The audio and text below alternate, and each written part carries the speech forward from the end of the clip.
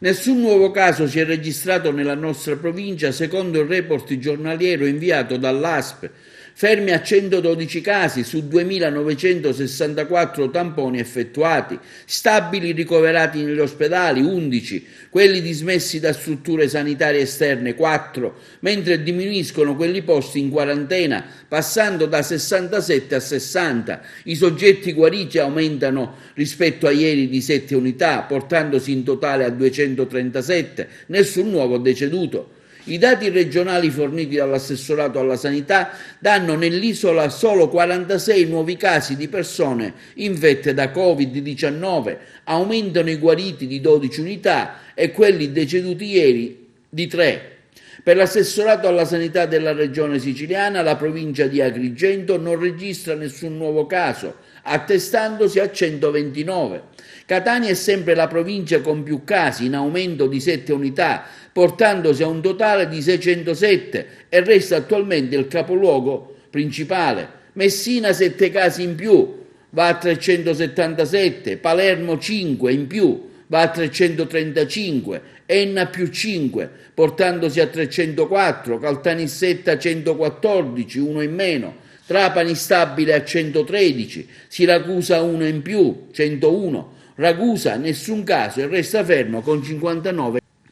Intanto si è svolta ieri la prima riunione del Comitato Provinciale per l'Ordine e la Sicurezza Pubblica, presieduta dal nuovo prefetto Maria Rita Cocciufa.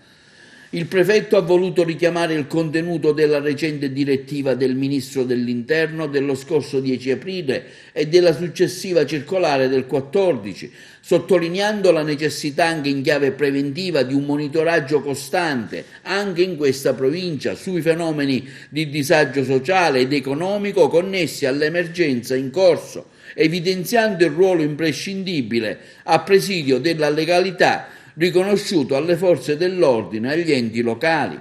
E sempre in tema di Covid-19 vi proponiamo uno stralcio di una lunga intervista effettuata al dottor Leopoldo Ragusa, medico agrigentino, che spontaneamente ha voluto prestare la sua opera in un centro dell'ospedale Parini di Aosta, un centro Covid. La chirurgia si è bloccata, si è fermata, è stata paralizzata nella sua attività programmata, quindi gli interventi programmati sono stati completamente cancellati. Si assicurano le urgenze, chi verrà con un caso di urgenza chirurgica, nel mio caso addominale, di chirurgia generale, sarà ovviamente curato, ma per il resto la chirurgia è ferma. Io mi sentivo un po' disoccupato e quando io sono fermo comincio ad avere una sindrome ansioso-depressiva perché grazie al cielo non fumo, non bevo, ma il mio lavoro è sempre stato elemento prioritario nella mia vita, nulla togliendo alla famiglia, nulla togliendo agli amici e a tutti gli altri affetti. Quindi mi sono permesso di entrare nel sito della Protezione Civile quando i telegiornali nazionali hanno dato questo annuncio, che cercavano dei medici specialisti e non.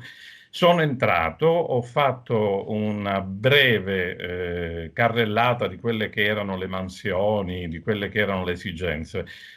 Mi sono quasi candidato al 100%, oserei dire all'85%, perché quando mi hanno detto che disponibilità avevo, essendo io attualmente in un ospedale del nord dell'Italia, non sapevo se potevo andare via subito. E quindi non ho dato una candidatura sicura al 100%, ma ho notato che il fatto stesso di essere entrato e di avere scritto il nome, il cognome, la specialità, mi aveva già incluso in una lista.